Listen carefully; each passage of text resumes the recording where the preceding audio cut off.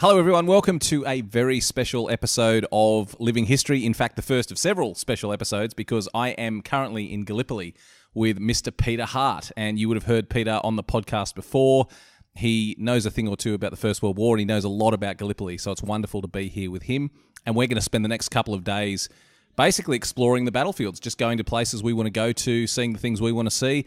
And at the end of every day, we're going to do what we're doing right now, which is come back to the hotel, decompress, have a cold beer, and talk about the adventures we had during the day. So, Pete, thanks for joining us. Thank you very much. And we've already had a cold beer, Matt.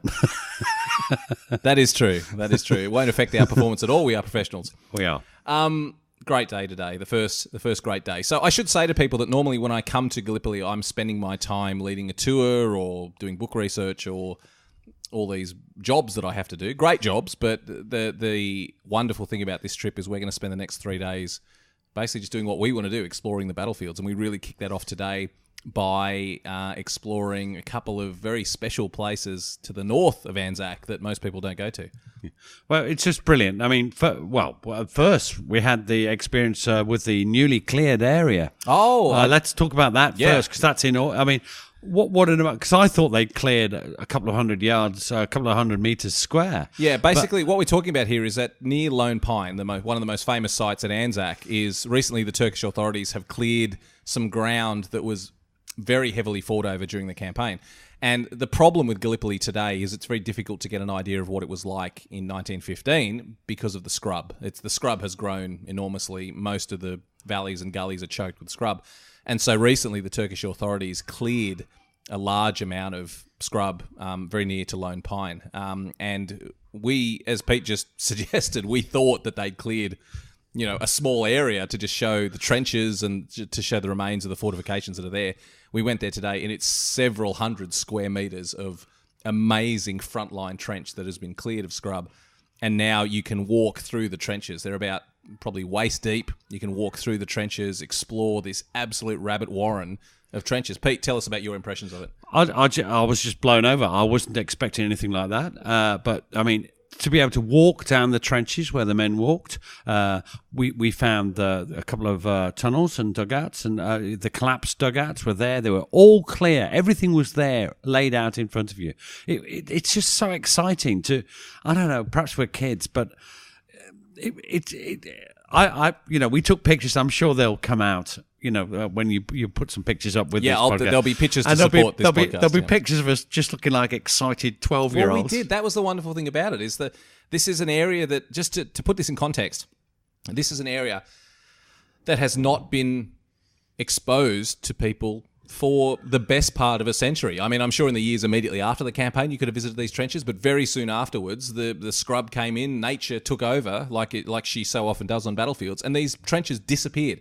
Now they're available again for us to explore, and Pete and I spent a good hour or so just wandering and delighting and giggling, and it was a really special experience. It's I mean, there's always a seriousness about what we do, but because of what's happening there, but it is so.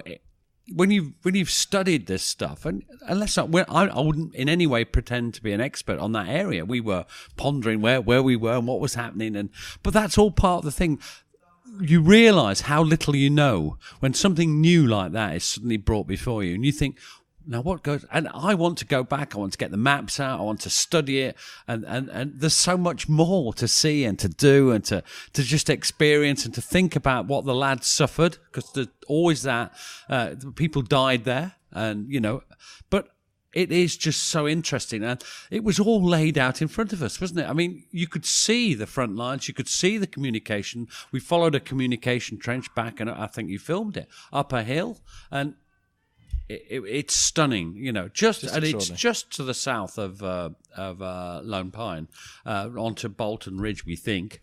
Well, we should be clear here as well that these are not, finding a complete trench system like we found today is not a common experience at Gallipoli. There's little bits and pieces of trenches that have been preserved. This was a full trench system, and the reason it was so extraordinary was it hadn't been prepared as a tourist attraction. They'd simply come through and cut down some low trees, cleared the scrub away, and just displayed what was left, and you're just free to explore it. I don't know how long it'll last. Within a period of time, I assume the scrub will come back and it'll be overgrown again. But it was so wonderful. It wasn't a tourist attraction. Nope. It wasn't curated and designed for us to explore. It was just there. It was just history that was just sitting there waiting to be discovered. Well, you compare and contrast with the trench systems around Chinook Bay, which are clearly fake. They've been wooden. I mean, they're where the trenches were, but they put wooden sides in and dug them out, and but this was real, and that's the excitement of it. There's always that tension that you find at Gallipoli with being in the really following in their footsteps, and it's not like the Western Front where you're in a field saying the Western Front's great, but you're in a field saying this happened here, but it's a field.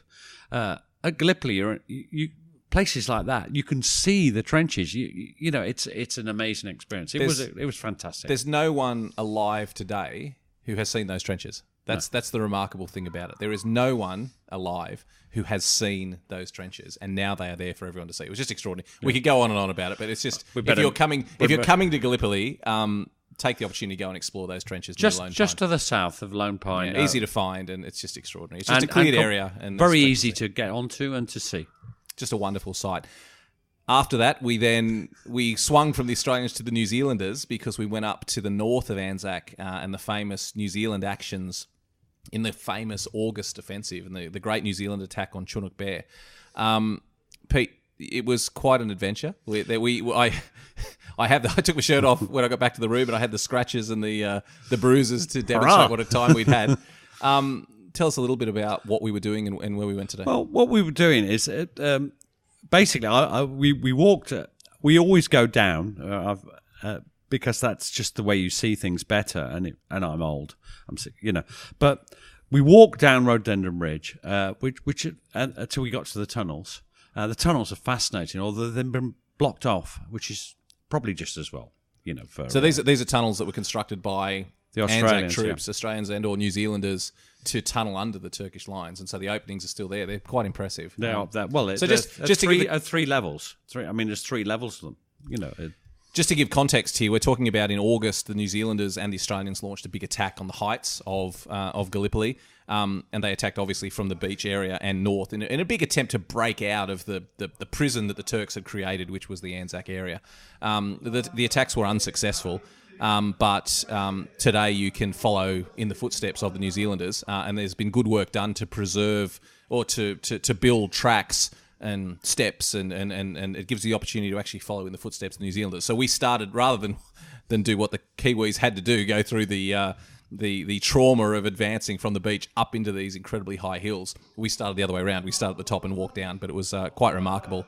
The experience of following in the footsteps of those New Zealanders. It was marvelous, and what we did was we went down to the tunnels, and then switched to the right and went down through the area where the New Zealanders had their rest, well, not rest areas, but where all their dugouts were, and we saw all the trenches and the dugouts, and it's amazing. We were able to just walk through the areas that they actually did, and again, we found tunnels. We found not tunnels, collapsed dugouts. We found areas that looked like there might be tunnels or dugouts or some, and again, and then we went on for me the most exciting part of the day was on to Cheshire Ridge, which was the front line after the August. That's where it all finished up. And people might wonder why they finished up there. Well, that's because the New Zealand attack, we might come back to the New Zealand attack, failed in the end. And then the Turkish counterattack threw them back, off the Chinook Bay, off the farm area, and back to the Cheshire Ridge. But when you're on it, and Matt, you must have noticed that, you could see why that's as far as they got. This is the first time I'd been up there. Pete, you've been up there several times, but this was my first time up there, and I just want to paint a picture for people. Basically, there is a well-defined path that goes from Chinook Bay down to the beach, following the footsteps of New Zealanders. Pete then took me off that path through the scrub. There are some tracks there which I don't believe were left by humans. I think they were left by animals, but we followed poorly defined tracks. We scrub bashed, and we followed this ridge, Cheshire Ridge, which was the front line after that August offensive. So the point is, no one goes there. Very few people do the walk down from Chinook Bay down to the beach in the footsteps of the New Zealanders down Rhododendron Ridge. Very few people do that. For those who haven't been to Gallipoli, the tourist route around Gallipoli is very well defined. There's a loop, which is a road, And basically, you're on the bus, you get off, you visit a site, you get back on the bus, you go to the next site. If you do that walk down Rhododendron Ridge, already you are now in a small percentage of people who are exploring off the beaten track. And we then took that even a step further by then literally going off the track and scrub bashing to the old front line on Cheshire Ridge, but just extraordinary. The thing that was that characterised that August offensive was the harshness of the terrain. It just gullies and steep cliffs and washaways and ravines, scrub choked as well. And we explored that today, and it's absolutely extraordinary when you get up there and look around. You don't have you can't understand by looking at a map or reading a history what it was like when they say the Australians and New Zealanders got lost in this tangle of ravines, and we saw that today. It's just impossible. I mean, the terrain is impossible, and we had difficulty. We're on a ridge. Now, if we'd been on that ridge, we'd have been dead. But we imagine it at night. We were lost. We had trouble following the paths as it was. Imagine it at night with buggers shooting at you. You know, and it just puts it in context. You suddenly realise, no, perhaps it wasn't a close run thing after all. Perhaps actually this is just madness. This is not the place to attack. And by the way, as you pointed out when we were there and we were on Cheshire Ridge, you pointed out, that's why the Turks couldn't get any further than Cheshire Ridge, because Cheshire Ridge is a very steep ridge with machine guns, riflemen on top of it. You're not going to get through there either. So for the Turks, there's also an impasse. This ground is impossible to attack on. It's easy to defend on. And that's the reality of it. Sadly, the Australians, the British, the French, we were attacking. So therefore, we get most of the clatter. When the Turks attack, they get slaughtered as well for the most part. If you haven't been to Gallipoli, come and have a look at some of these sites. Even just standing up on Chunuk Bair, which is definitely on the main tourist trail, and just looking down at that tangle of gullies and valleys. It's absolutely extraordinary. And Pete, I thank you very much for the opportunity, because it was a hardship, and I think there was a few swear words that escaped me at various times as we clattered through the scrub and got scratched to bits by the thorns. But just an extraordinary experience to get off that beaten track. It's what I say all the time. It's what we said in the last podcast about visiting Gallipoli. Get off the beaten track, explore a little bit further. What about the things that we found? We found bullet cases, we found rum jars. I mean, we found bully beef tins. You don't have to go far off the beaten track to find those signs of the war. You don't. And for me, another great thing was when we got back off Cheshire Ridge and went back onto the main track down Rhododendron Ridge, how beautiful it is, how it exposes what the poor New Zealanders had to do under Frank Johnson. Frank Johnson may or may not have been an alcoholic, may have had personal problems leading the men up there, but what a task those New Zealanders had. I mean, you know, the battalion struggling their way up there. It's hard enough going down it, going up it. And we had that picture of the Otago riflemen, and I think you'll probably put that up on the thing. And we could see where they went, see it in front of us. And just imagine what it was like doing that at night, because the pictures are a retake. But you could see that the problems that the New Zealanders had. And if anybody ever blames anybody for the disaster at the Neck, and people fling accusations, it's the British at Suva, that clearly has nothing to do with it. The New Zealanders failing to get round behind, which were they meant to, it was an impossible task. It could never have been done. It's not Frank Johnson's fault. It's not the New Zealanders' fault. It's the Turkish resistance, and it's the terrain. And in this particular case, it's the terrain. It's impossible. You get lost. You've just been there. If you went there now, tonight, you'd get hopelessly, hopelessly lost. It's the one thing that I've been saying about Gallipoli since the first time I visited it 20 years ago, is that the terrain was as much an enemy as the Turks. And that was brilliantly illustrated today. It's the one thing that's preserved this battlefield, because the terrain is just so harsh. It was never going to turn into farmland like the Western Front. The reason Gallipoli is probably one of the best battlefields in the world to visit is that terrain is unchanged from 1915. And today we walked a lot of it. We did like 3 miles, less than 3 miles. 3.5 miles, I think it was. All we did, and it took us so long. It took us hours and hours, and we were exhausted by the end of it. We were tired, yeah. The terrain is so just inhospitable, and today we got a first-hand lesson in that. Pete, it was a really wonderful experience. I can't wait for tomorrow. I'm looking forward to it. Everyone, if you get the chance to come to Gallipoli, definitely do it.